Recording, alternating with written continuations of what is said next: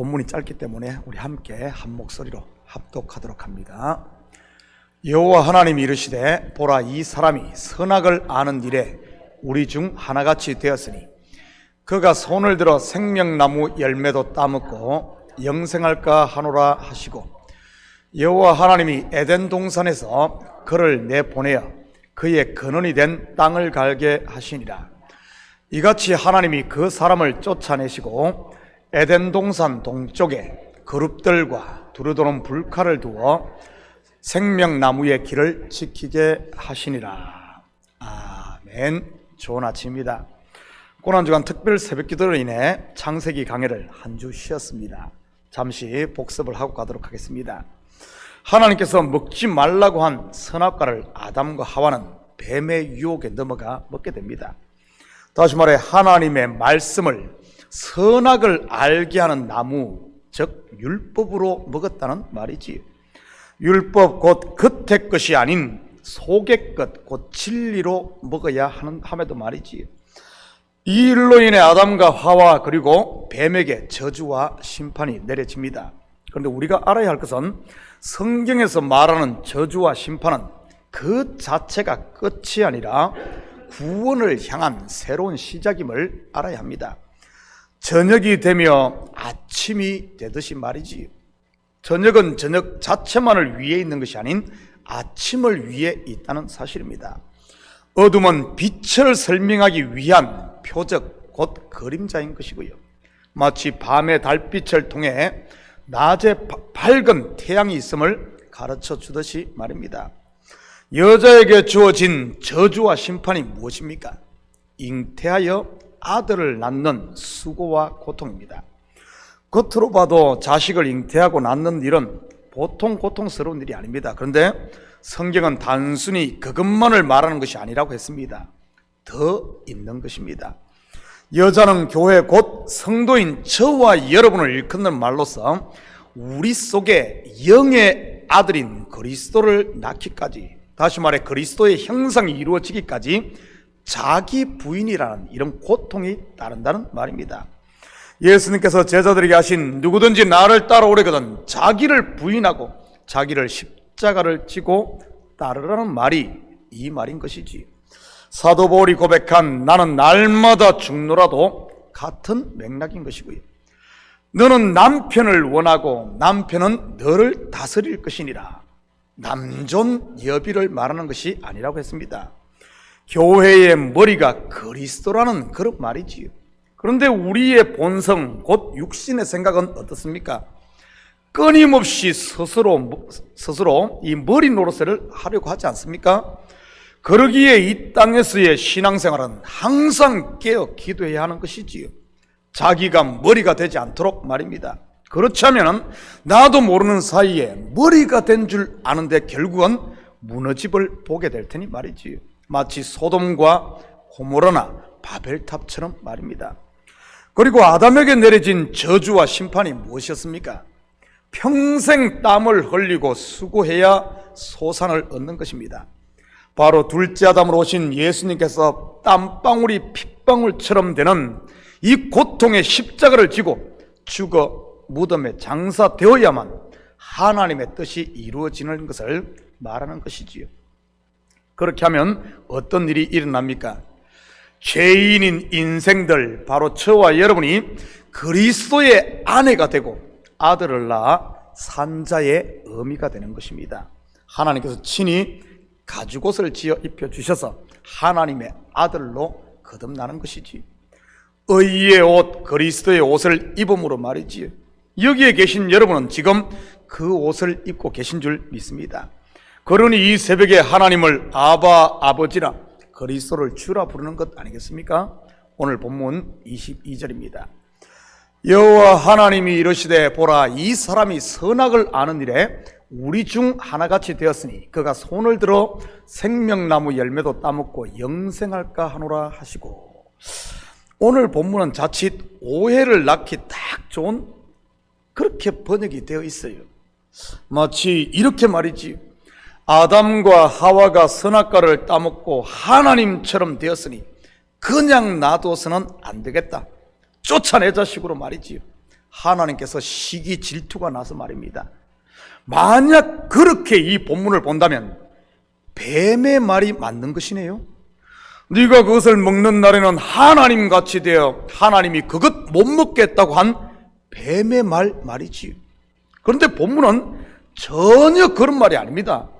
본문 또한 우리를 구원하시는 하나님의 사랑의 이야기인 것입니다. 먼저 여호와 하나님이 이르시되 보라 이 사람 할 때 이 사람은 히브리 원어로 아담입니다. 바로 아담을 가리키는 말이지요. 그리고 선악을 아는 일에 우리 중 하나같이 되었으니 할 때 이 히브리 원어에는 우리 중 하나같이가 아닌 그와 같이입니다. 그와 같이. 그렇다면 그와 같이란 무엇과 같이 되었다는 말일까요? 아담과 하와가 선악과를 따먹음으로 그와 같이 되었다 그러는데 그와 같이 무엇을 말할까요? 하나님 같이 되었다는 말이 아니라 바로 선악을 알게 하는 나무와 같이 되었다는 그 말입니다. 여기 오역입니다. 선악을 알게 하는 나무의 실체가 뭐죠? 바로 옛 언약 곧 율법이라고 했습니다.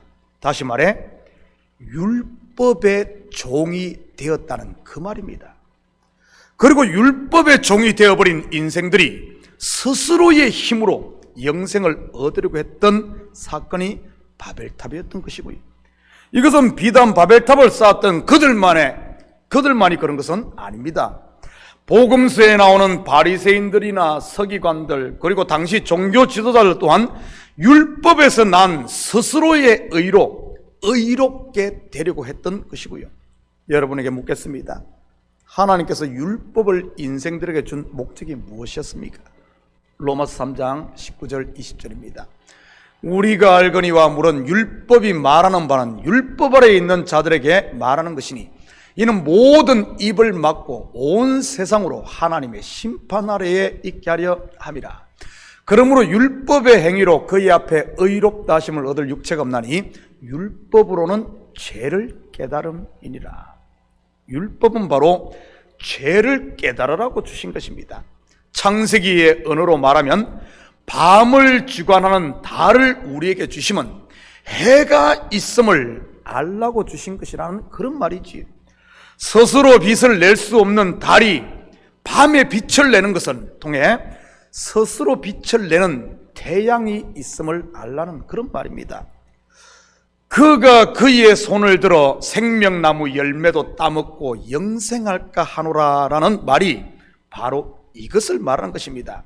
율법의 의로 영생을 얻으려고 하는 것 말이지요. 그러니 어떻게 하겠습니까? 바로 그들을 쫓아냈던 것입니다. 바벨탑 사건도 같은 내용인 것이고요. 복음서에도 같은 모습이 등장하지 않습니까?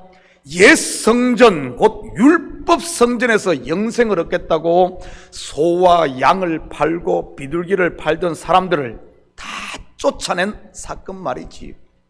실체가 왔으면 실체를 믿어야 되는데 여전히 옛 성전에서 그러고 있으니 쫓아냈던 겁니다. 또한 율법의 의로 의인인 지 않은 바리새인들과 서기관들의 죄를 다 폭로해 죄인으로 만들었던 것 말입니다.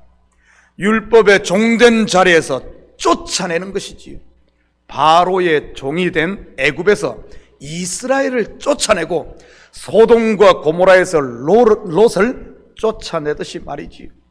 바리새인 중에 바리새인이었던 사도 바울도 마찬가지였고요. 어디로 쫓아내죠? 동쪽.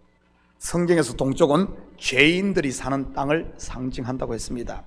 한마디로 의인인 척하는 인생들의 실체를 다 드러낸다는 말입니다. 그래야 그들을 은혜 곧 가죽옷으로 입혀 구원할 수 있는 것이니까요. 23절입니다.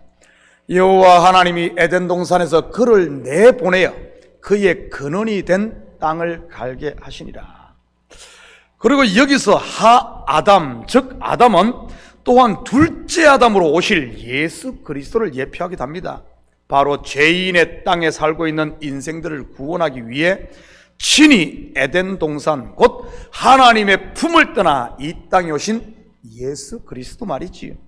신학적인 용어로 이것을 인카네이션, 곧 성육신이라고 했던 것이고요.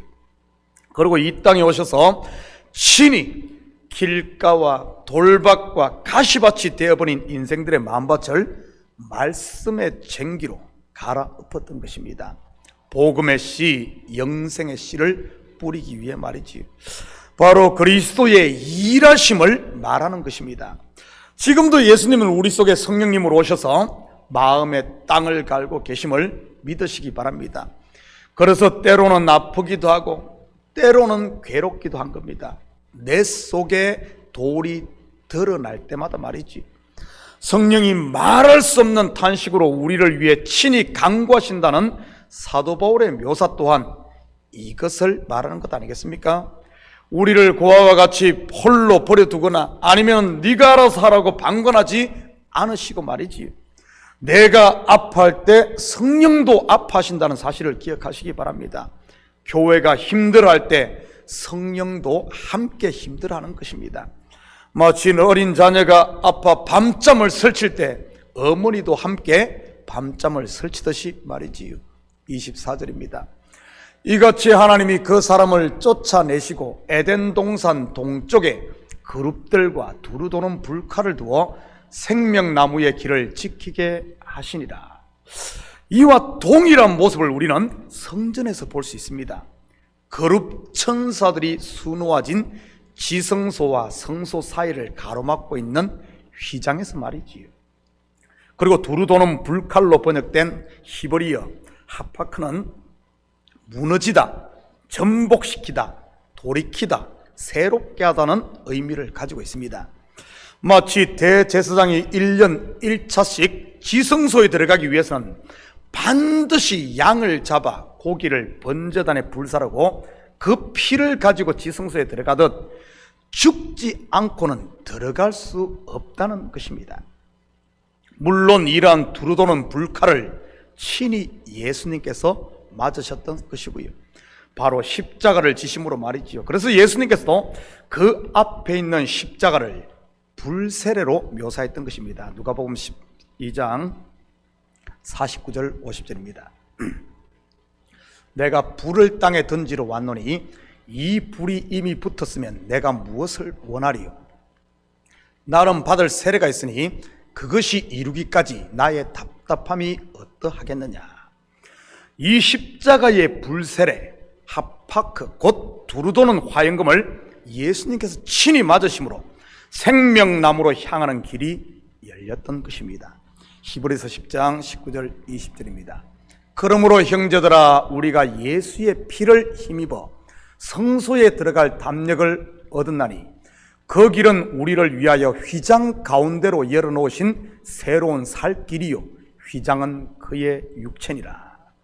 사랑하는 성도 여러분, 저와 여러분 앞에는 이 열린 문이 있음을 믿으시고 이제는 담대함을 가지고 휘장을 지나 제사함과 하나님의 임재가 있는 지성소, 곧 생명나무의 열매를 먹음으로 은혜와 평강의 하나님 나라를 사는 오늘도 복된 하루가 되시기를 예수님의 이름으로 축복합니다.